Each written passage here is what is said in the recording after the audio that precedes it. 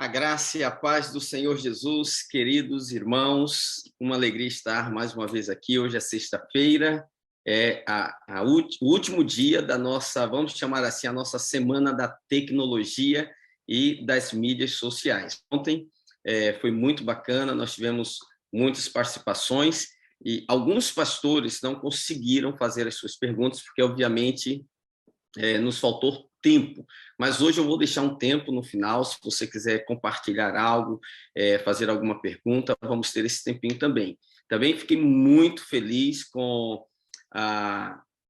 o testemunho do pastor, né, que já começou lá ousadamente numa cidade tão pequena, foi procurar a rádio local e conseguiu fechar um programa de rádio por R$ 250. É isso que eu falo para vocês, né? Nem sempre a questão que nos impede é o dinheiro, muitas vezes é a visão, a compreensão e a revelação no espírito. Então, deixa para começar, enquanto os irmãos estão entrando aí, deixa eu fazer aqui uma breve recapitulação do que nós vimos ministrando desde o primeiro dia, né, a segunda-feira. Então, no primeiro dia nós falamos sobre a tecnologia da comunicação a serviço do reino de Deus, com ênfase em Marcos 16:15, né? Ide, pregai o evangelho a toda criatura. Então, temos que pregar o evangelho a todas as pessoas, em todos os lugares, em todas as épocas, e essa é a nossa época. Então, falamos sobre o recurso da rádio, o recurso da televisão, e nessas ministrações anteriores, se você precisar revê-las, né, caso não tenha acompanhado, você vai ver que nós compartilhamos muitas dicas práticas e muitas delas sem custo algum, que você pode implementar na sua igreja para ampliar a comunicação e usar a tecnologia disponível. Todavia, a nossa ênfase maior nesse período tem sido, de fato, a tecnologia que nós mais usamos hoje, que são as mídias sociais, né, através da internet. Então, no segundo dia, falamos sobre um ministério de longo alcance, e eu ministrei para os irmãos Mateus 10:27, quando o Senhor Jesus chama os seus discípulos e lhes diz: o que vos digo às escuras, dizei-o à plena luz, e o que se vos diz ao ouvido, proclamai dos telhados, né? Proclamai-o dos telhados, colocar em evidência, para que todos possam ouvir. E aí falamos muitas questões acerca desse conflito de gerações, né? E a geração atual, que é a geração Y, a geração Z, que convivem juntos, né, com essa nova geração, a geração alfa, mas também com a geração X. Ah, pastor, ainda não tem clareza sobre isso? Volta lá na ministração, ouve, e você vai entender como que essa geração está se relacionando com essa nova tecnologia, e você vai ter lá muitas ideias de como você aplicar isso de maneira prática na vida da sua igreja, como nós falamos ontem, né, que pessoas seguem pessoas, conteúdo colaborativo, onde todo mundo posta alguma coisa do seu jeito e para a sua rede social, você ter no seu prédio um ambiente instagramável, um ambiente próprio, um lounge ou um background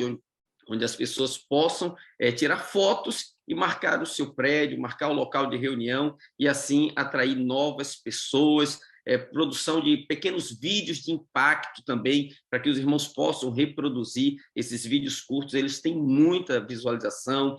Você poder criar uma hashtag, né, que todo mundo possa usar e mais tarde você possa encontrar fotos e postagens, vídeos, tudo que foi postado com aquela hashtag. Aqui no Rio nós usamos uma que diz, né, somos todos videira, é aqui que eu me sinto muito bem, vem para o culto, são hashtags muito utilizadas, né? Pedir para os membros postarem espontaneamente, chegando no culto, momentos do louvor, né? Fazer selfie durante o culto, enfim, são muitas ideias que você pode utilizar. No terceiro dia, nós falamos sobre igreja online e igreja offline, e eu usei o texto de Abacuque 2, verso 2. Lá, o profeta diz assim: o Senhor me respondeu e disse, escreve a visão e grava sobre tábuas para que a possa ler quem passar correndo, ou quem passa correndo.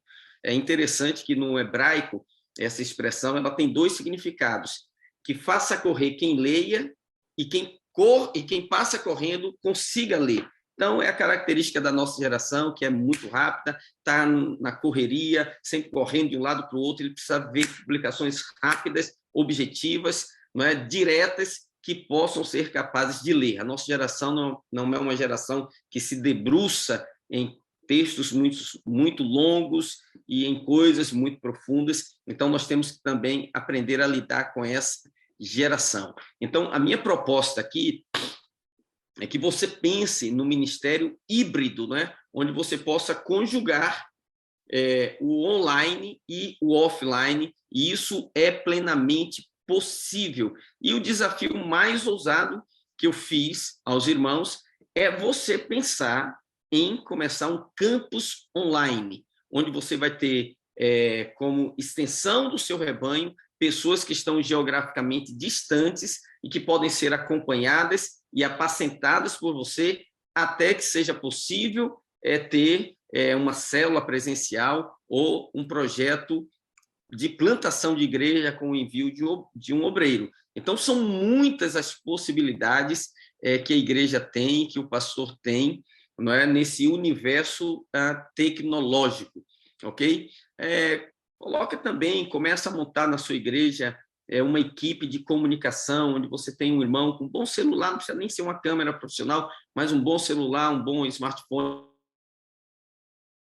de intensidade, que são aquelas fotos com pessoas adorando, pessoas quebrantadas, pessoas orando, pessoas rindo, não lugares vazios, não pessoas dispersas, não pessoas, vamos dizer assim, sem expressão, né? Então, essas fotos são separadas e publicadas e compartilhadas pelos irmãos. Lembra que eu falei do livro do John Maxwell, que ele diz que em lançamentos de filmes, as pessoas que vão assistir ali, as pessoas que participaram do filme, elas ficam até o final para ver aquelas letrinhas onde o nome delas aparece. E ninguém sai do cinema enquanto não consegue ler o seu nomezinho. Provavelmente você não consegue ver, você não lê aquela quantidade de nomes, mas as pessoas que participaram, cada uma consegue achar o seu nome. Então, assim que acontece quando você publica conteúdos com fotos, vídeos, onde aparecem irmãos da igreja, pode aparecer em termos de segundos. Eles conseguem se encontrar ali e conseguem também ter uma motivação a mais para repostar, né? Ontem nós falamos sobre usar as redes para pescar, e eu fiz uma analogia entre a pesca maravilhosa e as redes sociais, e você ganhar vidas para Jesus, né? Usando as redes. E também debatemos e colocamos algumas sugestões práticas. Então, se você não pegou esse conteúdo anterior, sugiro que você volte lá, reveja com mais tempo. Eu tenho certeza que Deus vai abrir os seus olhos e aí você vai muito mais além daquilo que foi falado, né, com muita criatividade, usando tudo isso para a glória de Deus. Hoje, irmãos, eu quero me dedicar às questões mais teológicas que envolvem as redes sociais. Eu quero falar sobre os desafios das redes sociais na vida do pastor, na minha vida e na sua vida. Então, vamos fazer uma reflexão, não é, bíblica em cima desse tema, e de maneira que a nossa visão seja alargada e a nossa compreensão espiritual desse tema também esteja alinhada com a palavra de Deus. Vamos ler 2ª Epístola de João, verso 12. 2ª Epístola de João, verso 12, diz assim: ainda tinha muitas coisas que vos escrever. Não quis fazê-lo com papel e tinta, pois espero ir ter convosco, e conversaremos de viva voz, para que a nossa alegria seja completa.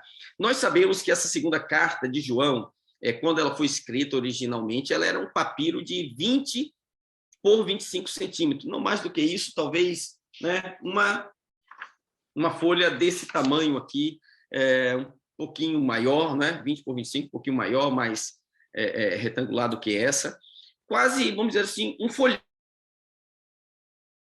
Escreveu com a maioria dos livros do Novo Testamento, nós diríamos que essa não é uma carta, esse é um bilhete apostólico. E o que muitos não sabem? O que muitos não sabem é que o papiro e a escrita eram a tecnologia mais eficiente de comunicação daquela época.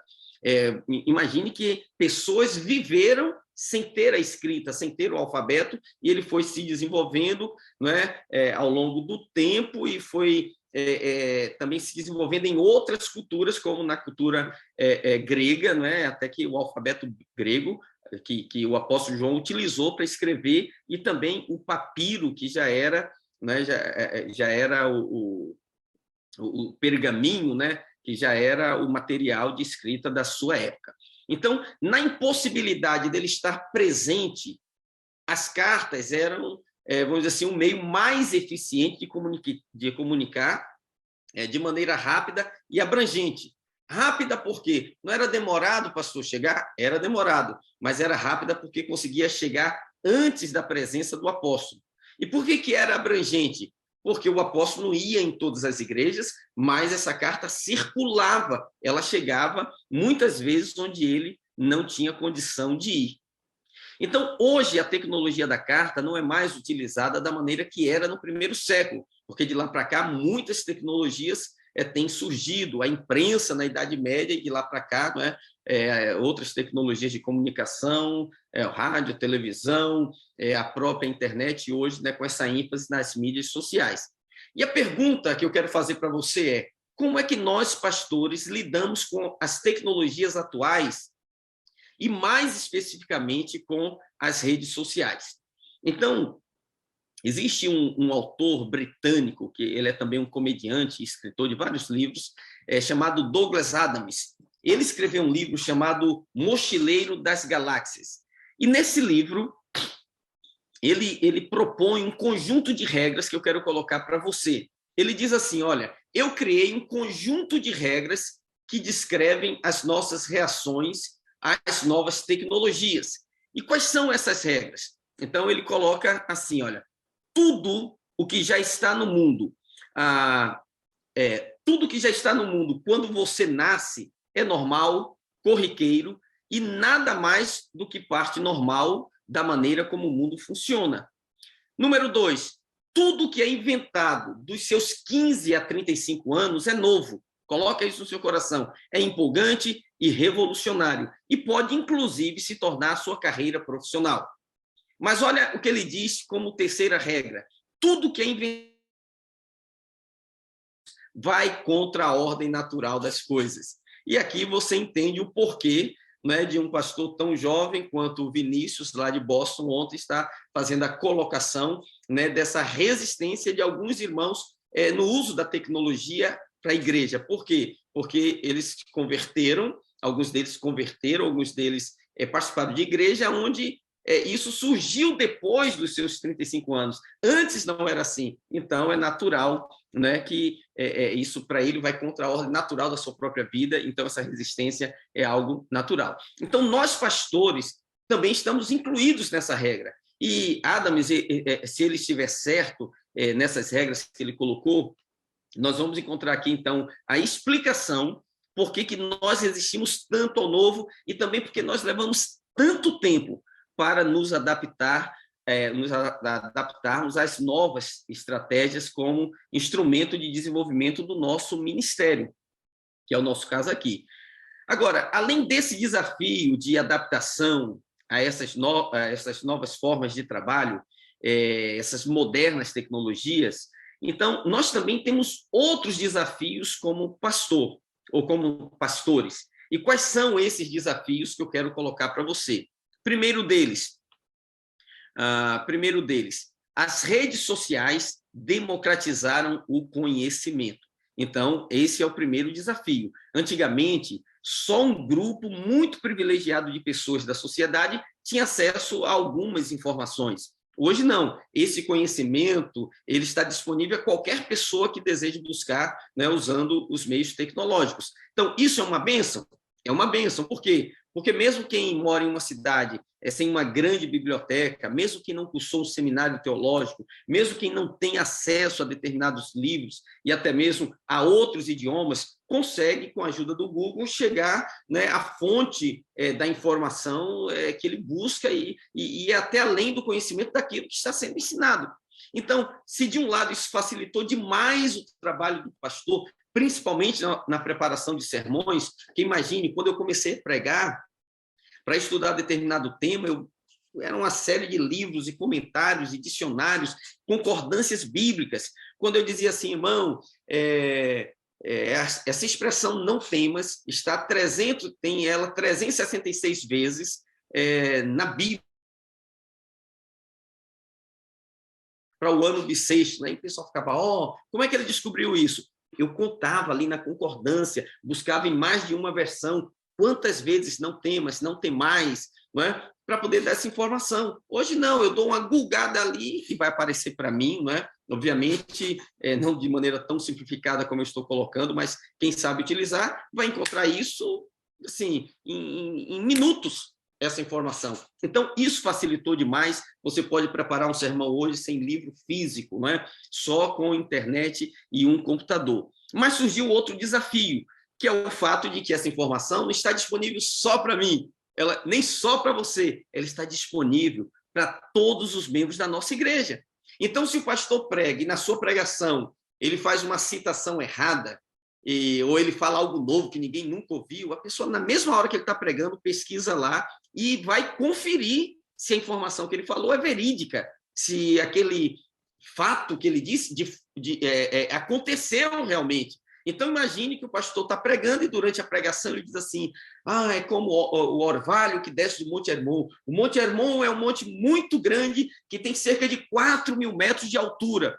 O jovenzinho que está lá com o celular vai lá, quantos metros tem o Monte Hermon? Aí ele descobre que o Monte Hermon tem 2.814 metros. E ele fala, o pastor falou errado, entendeu? Então, isso é um desafio para nós. Porque Jesus saiu de Jericó, entrou a Jerusalém e ele foi a pé, irmãos. Eram 100 quilômetros. Aí o irmãozinho ali pega o celular e qual a distância de Jerusalém para Jericó? 43 quilômetros. Fala, pastor, o senhor falou que era 100, mas era 43, entendeu? Então, exige do pastor mais cuidado e mais estudo antes de fazer uma afirmação no púlpito. Então, o primeiro desafio é que o estudo se tornou mais fácil, isso é uma bênção, mas ele se tornou mais necessário. Então, não importa o quanto a tecnologia evolua, o pastor sempre vai precisar estudar para poder ministrar.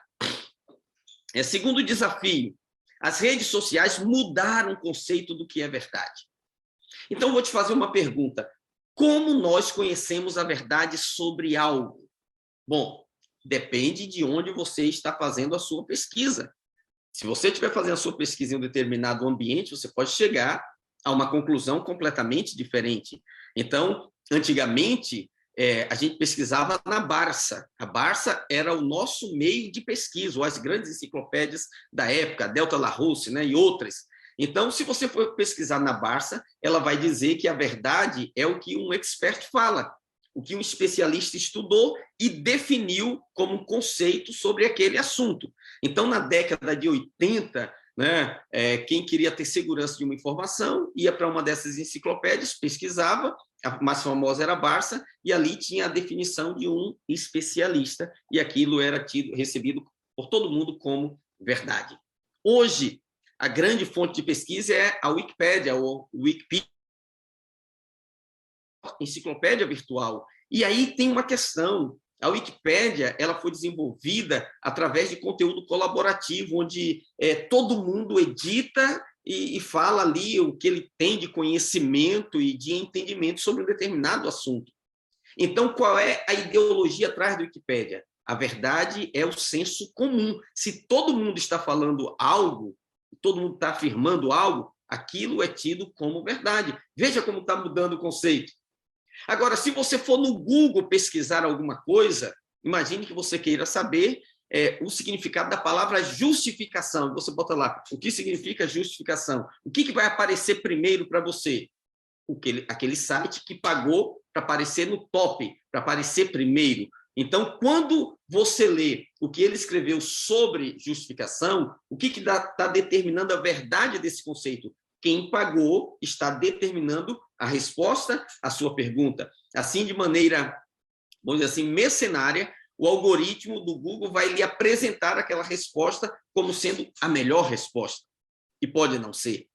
Se você for pesquisar no YouTube o que é verdade, o que é a verdade sobre um determinado assunto, então a plataforma YouTube ela vai entregar aquilo que é mais sensacionalista, aquilo que deu mais views e aquilo que foi mais assistido. Então, esse é o vídeo que ele vai lhe mostrar primeiro.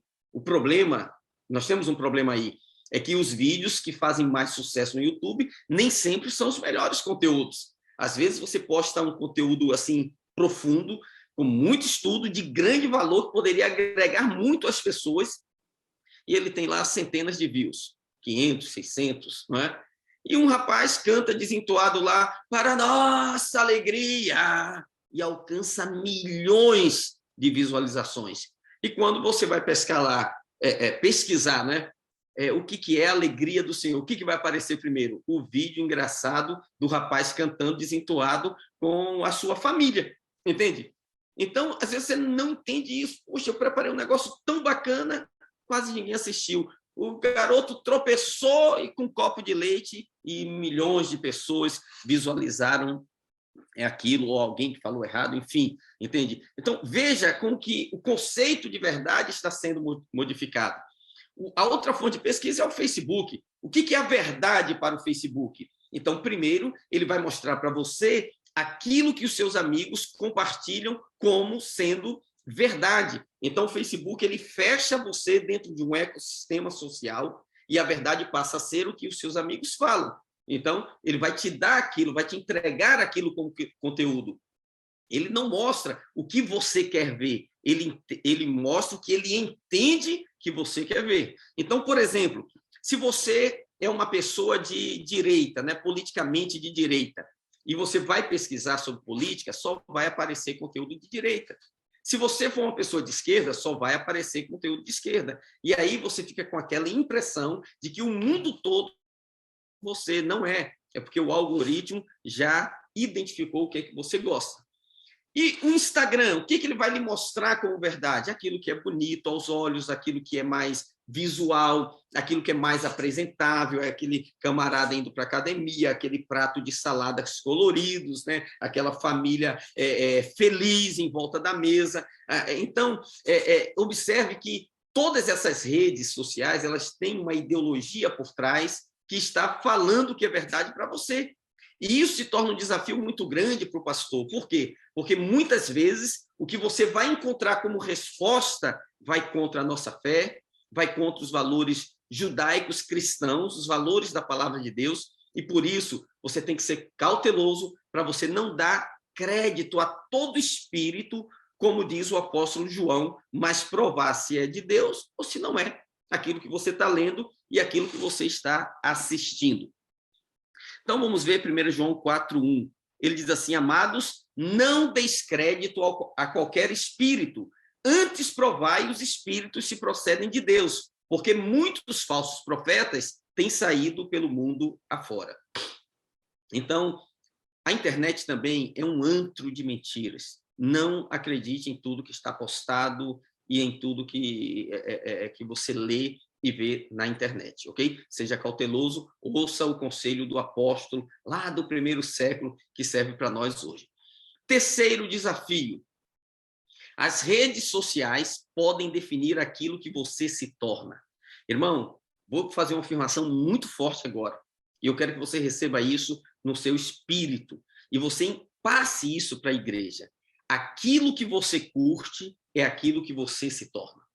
Quando você curte algo na internet, quando você comenta, quando você compartilha, você cria um ecossistema do qual você passa a fazer parte. E o algoritmo cria um avatar seu, né? Uma performance sua virtual que vai definindo a pessoa que você é. Então, todos nós, eu e você, estamos presos a um algoritmo que sabe mais acerca de você do que você mesmo. O Facebook, o Instagram, o YouTube, ele mostram para você o que você curte, o que você fica mais tempo na sua tela ali, do seu celular, do seu computador, né? E ele vai te dar conteúdos semelhantes. Então, eu queria fazer uma experiência com você agora. Se você puder agora comigo, se você não estiver usando o seu celular, o mês que você está aí, não vai atrapalhar, vai lá no seu Instagram, não é? E você abre ele, e aqui embaixo no seu Instagram tem uma lupa, ok? Aqui embaixo.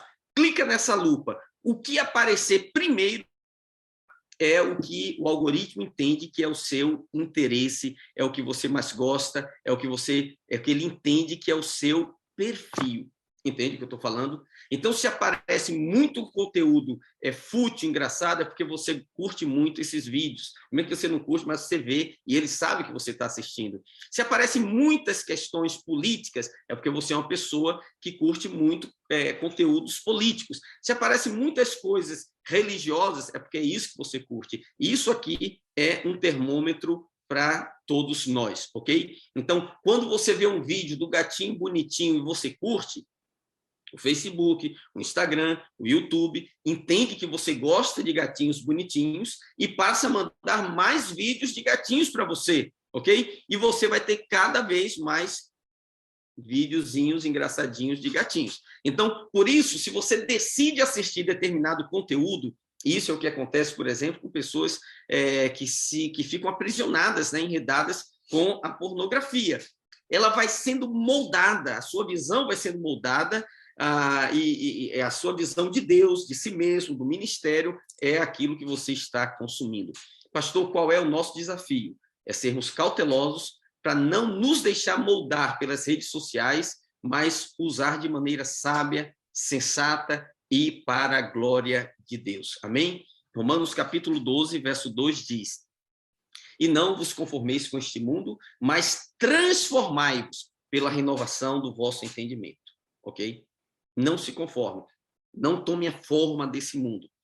Vá sendo transformado. Quarto desafio do pastor, né, das redes sociais na vida do pastor. As redes sociais, mesmo que criadas por homens ímpios, podem ser usadas de maneira redentiva para a glória de Deus.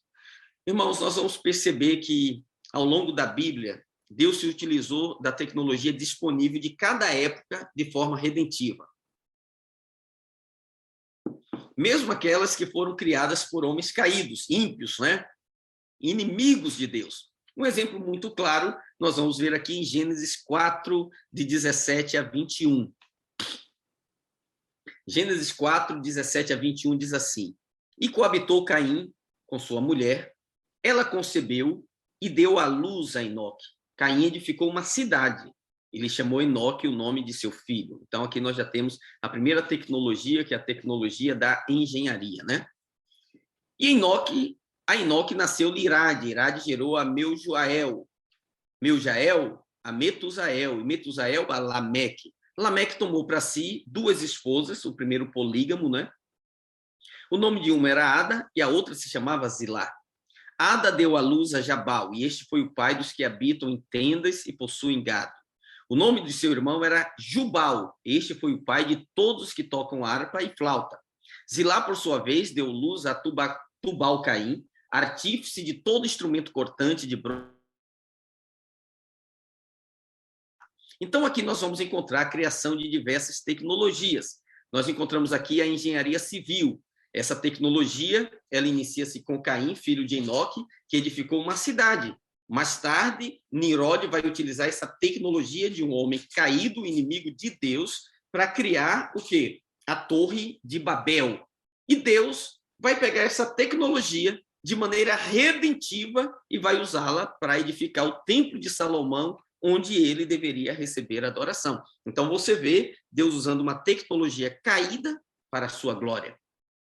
Segundo, nós vamos encontrar a tecnologia da pecuária, criada por Jabal, filho de todos os que possuem gado.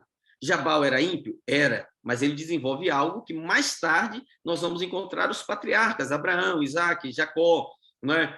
Davi como rei, tornando-se pastores de ovelhas. E, posteriormente, tornando-se a atividade que distinguia os hebreus dos egípcios.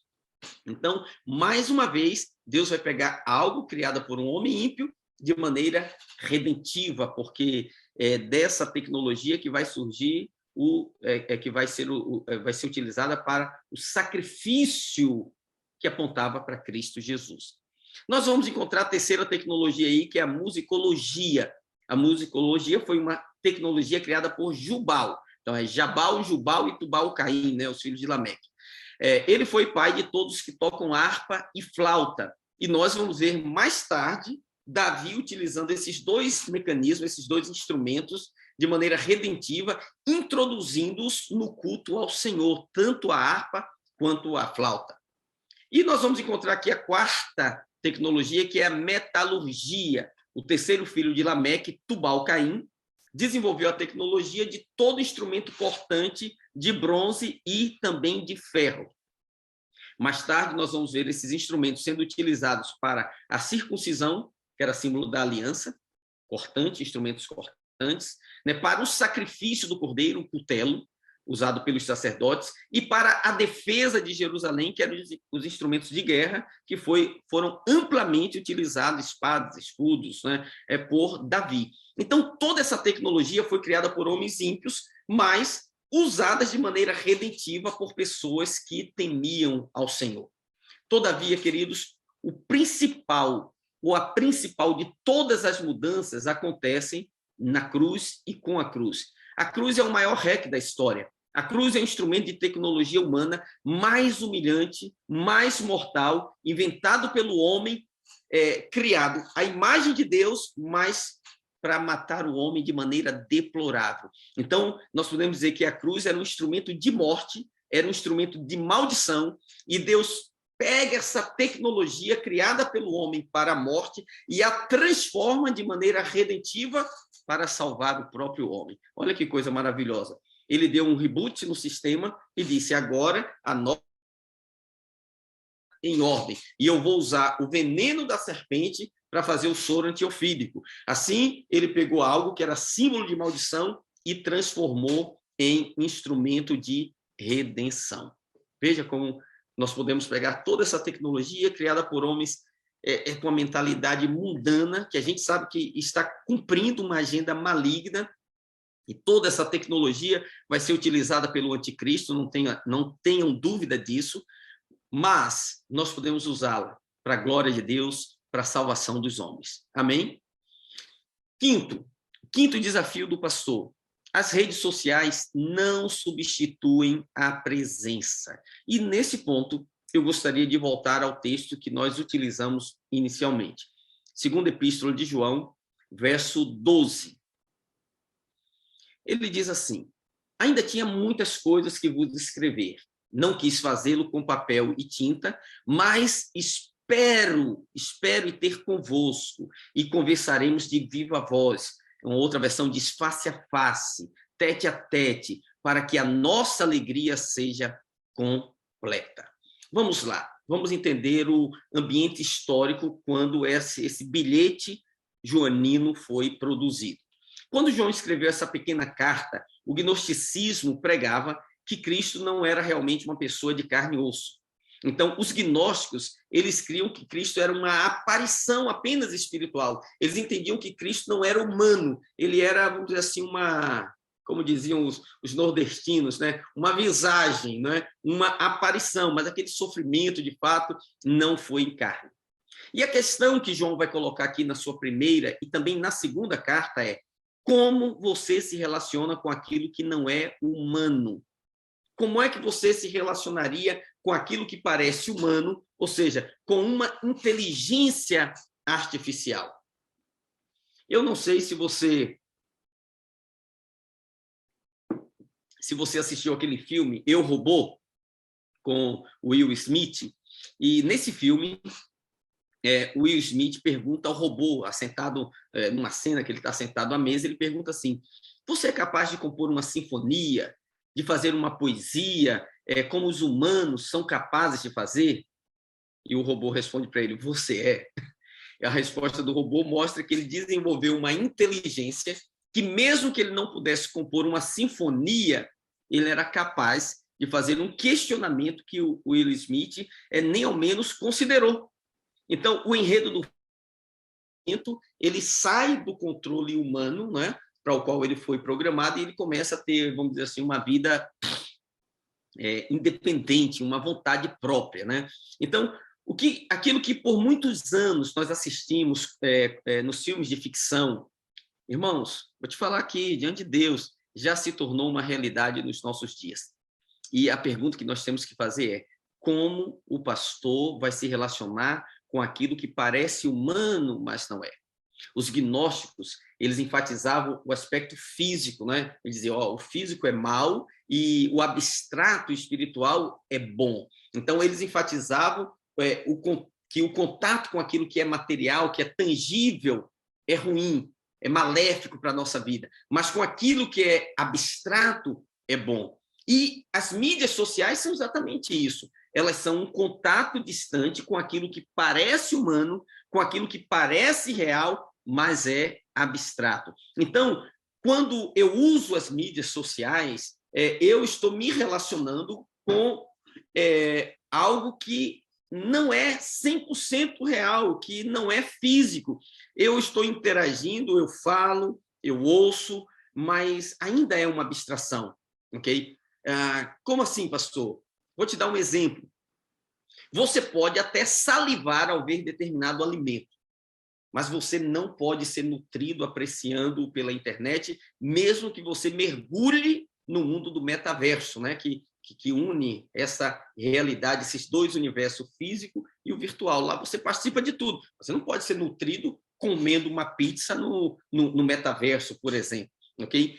Então, o objetivo de João, aqui na sua carta, é alertar aos cristãos sobre os perigos que estão por trás dessa interação com aquilo que não é real, mas tão somente abstrato. E aqui, no caso, ele está falando de um Cristo que não é real.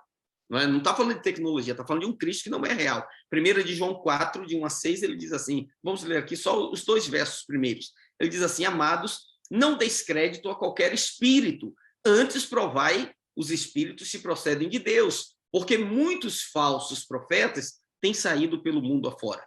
Nisto conhecereis o Espírito de Deus. Todo espírito que confessa que Jesus Cristo veio em carne é de Deus. Então, queridos, qual é a preocupação de João? Ele estava preocupado com o gnosticismo teológico, que confunde o Cristo real com apenas uma aparição. Hoje, qual é a nossa preocupação? É com um gnosticismo, eu diria, tecnológico, que confunde o mundo real com o mundo virtual.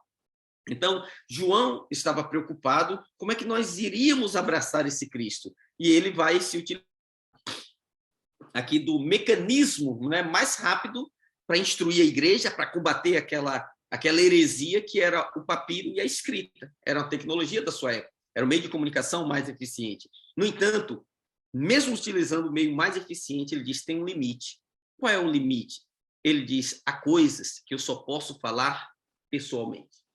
Há coisas que não dá para falar à distância. Então, na terceira epístola, no verso 13 e 14, ele diz assim, muitas coisas tinha que te escrever, todavia não quis fazê-lo com tinta e pena, pois em breve espero ver-te, então conversaremos de viva voz. Em outras palavras, ele está dizendo assim, a carta é boa, a carta é necessária, ela chega rápido, ela alcança mais gente, porque ele escreveu para aquele povo naquela época e ela chegou para nós hoje, olha como foi importante.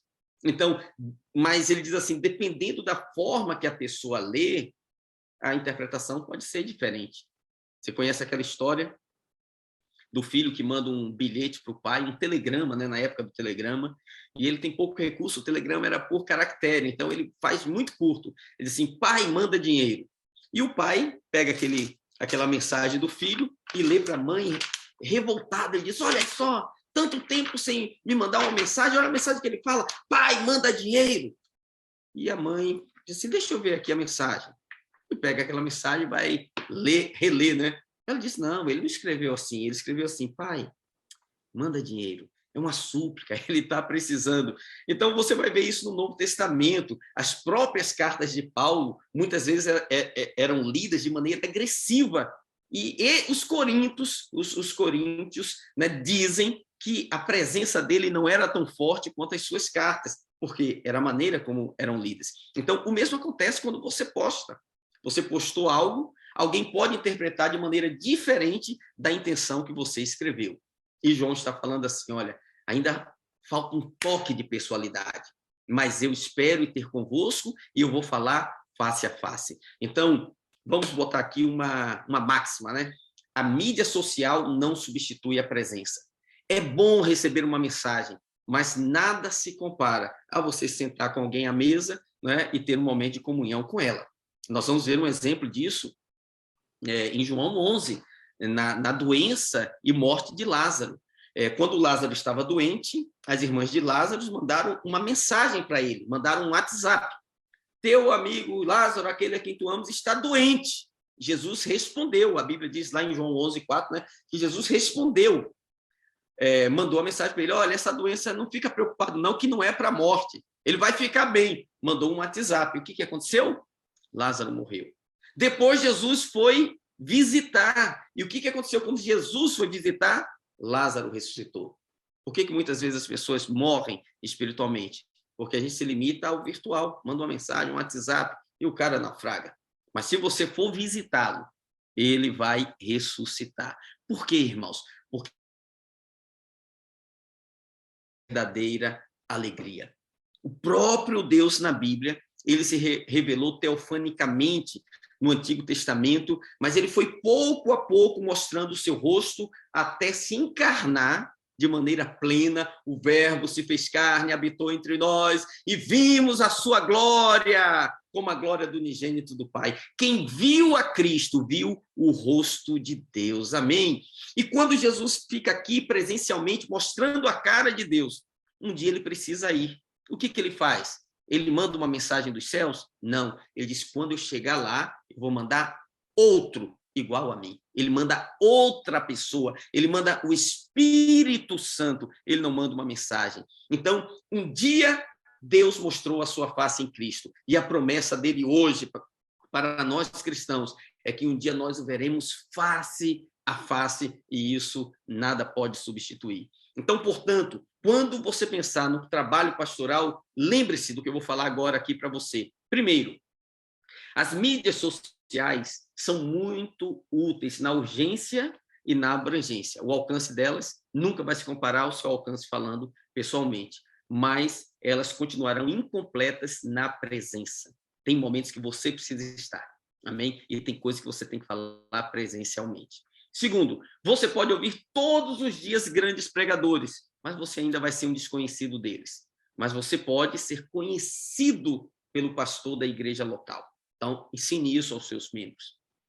Terceiro, você pode ter uma grande família espalhada no mundo como cristãos, e de fato temos, mas é na igreja local, onde você pode, de fato, ser conhecido e pode ter a experiência de sentar-se à mesa com os irmãos e ter comunhão plena com eles.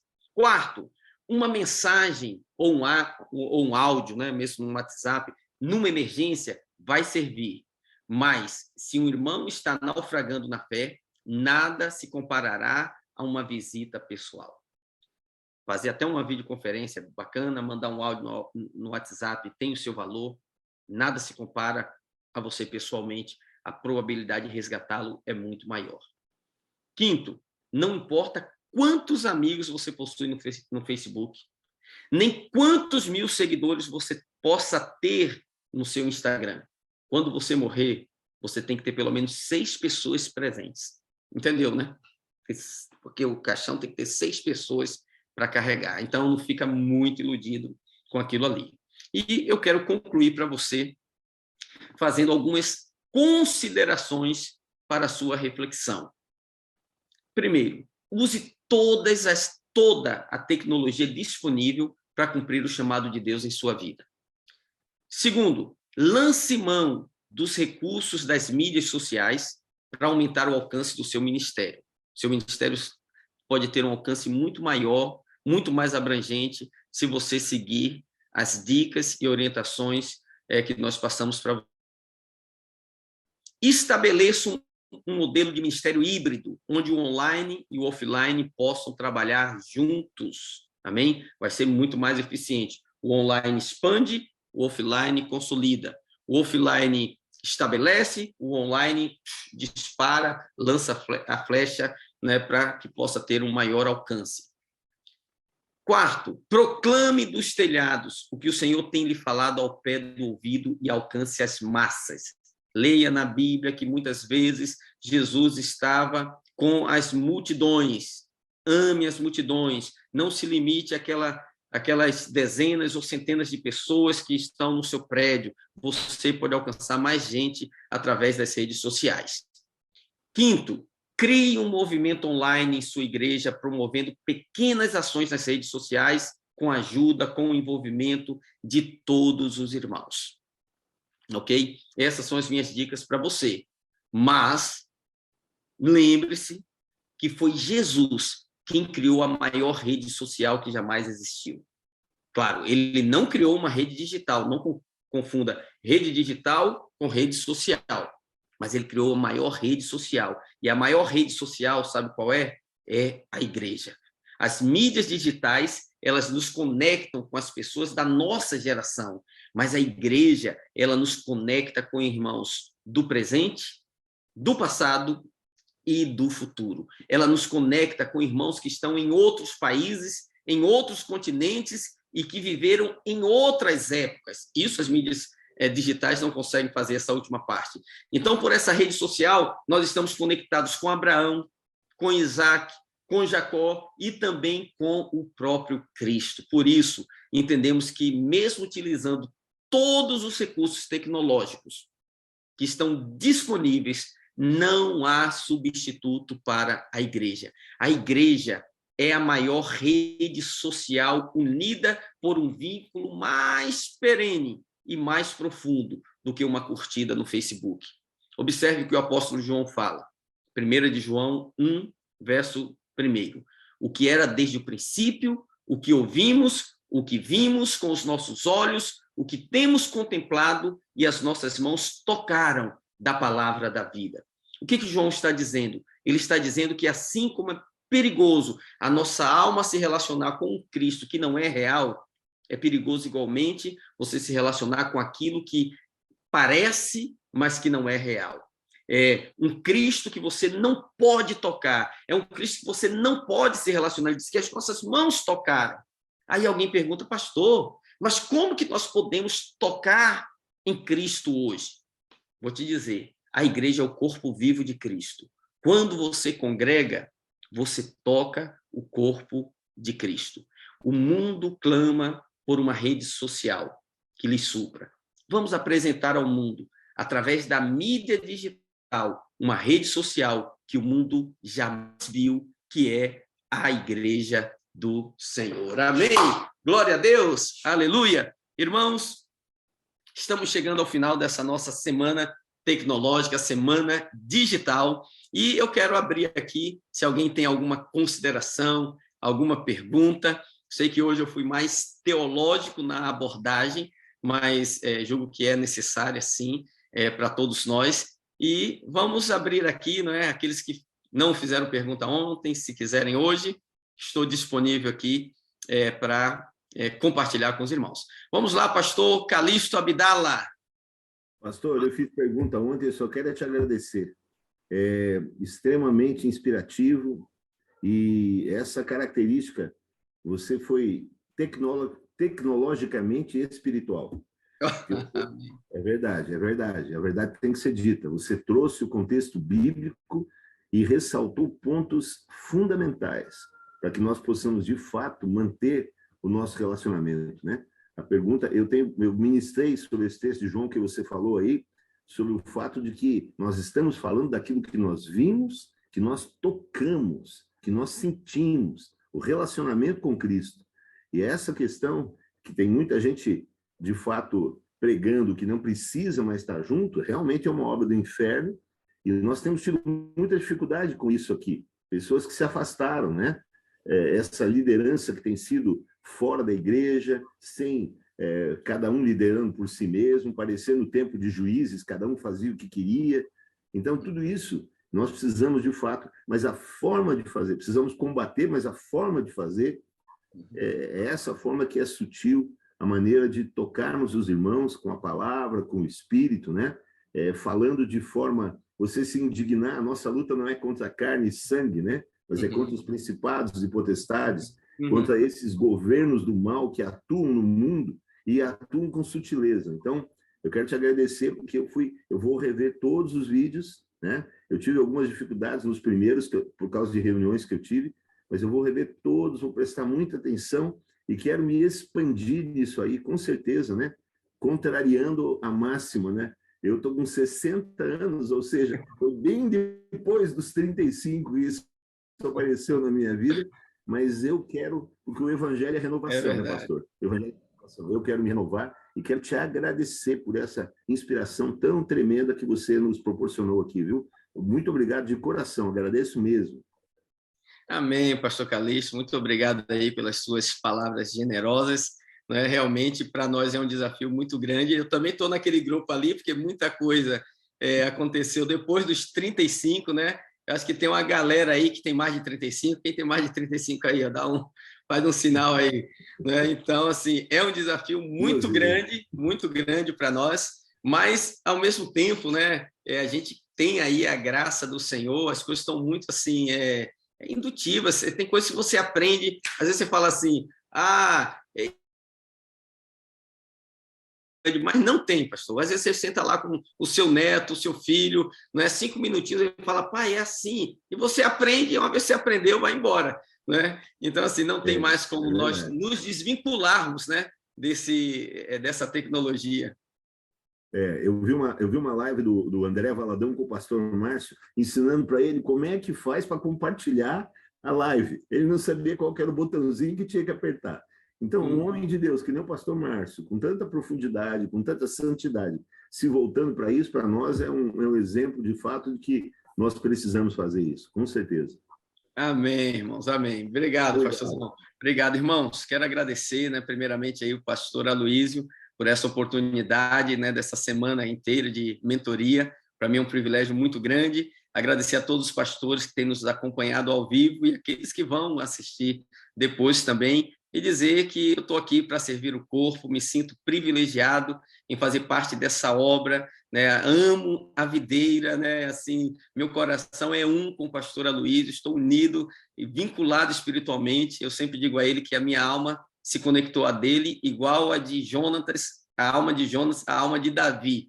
Né? E, assim, amo demais estar com os irmãos. Vindo ao Rio, né? Não deixe de fazer uma visita à nossa igreja aqui, vai ser uma alegria recebê-los, tá bom? E se não nos vermos, né, pessoalmente, porque virtualmente estamos sempre em contato aqui na mentoria, antes de dezembro, em dezembro espero estar com cada um dos irmãos na nossa conferência na Arena 7000, na grande inauguração, em nome de Jesus, tá bom? Um grande abraço, irmãos, fiquem na paz, Deus abençoe.